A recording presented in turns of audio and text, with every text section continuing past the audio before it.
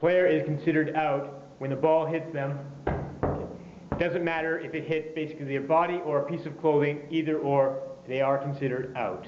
When a player is hit, they are expected to raise their hand and immediately leave the court. Players may use a ball to deflect shots at them.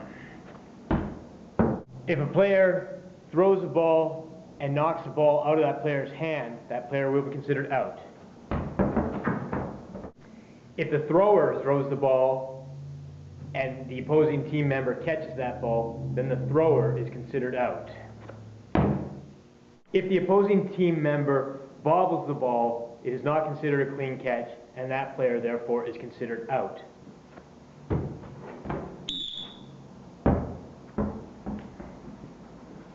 Headshots are not allowed. If an opposing team member takes a shot in the head, then that player is not considered out.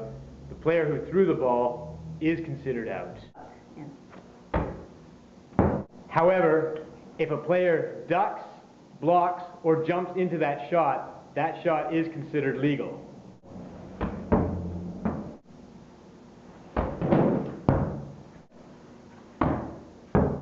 If a ball is thrown and hits a player, that ball is now considered a dead ball. If the ball hits a player and then bounces off that player and hits another player, it doesn't count on that second player.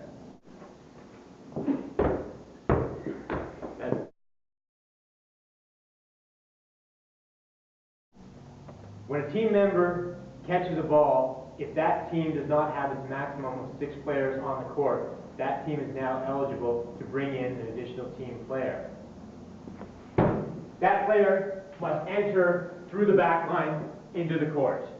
If a player catches a ball and steps out of bounds, that ball will not be, they cannot actually bring a player in for the catch, and that player will be considered out.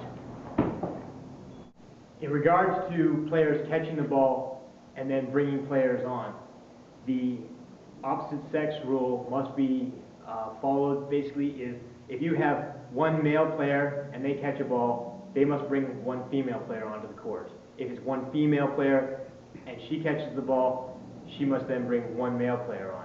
If you have on the court, you have one male player, one female player, one of them catches the ball, then at that point they have the liberty of either picking one male or one female to come on the court. Now if you have 2 male players and 1 female player and the ball is caught, they must bring on 1 female player to honor the opposite sex rule of 2 people of the opposite sex on the court. Same thing if it's 2 females and 1 male player and someone catches the ball, they must then bring on 1 male player. Once you get to the position of having 2 male players and 2 female players on the court, someone catches the ball, at that point in time they can bring any sex on to the court, be it male or female, for player number 5 and player number 6.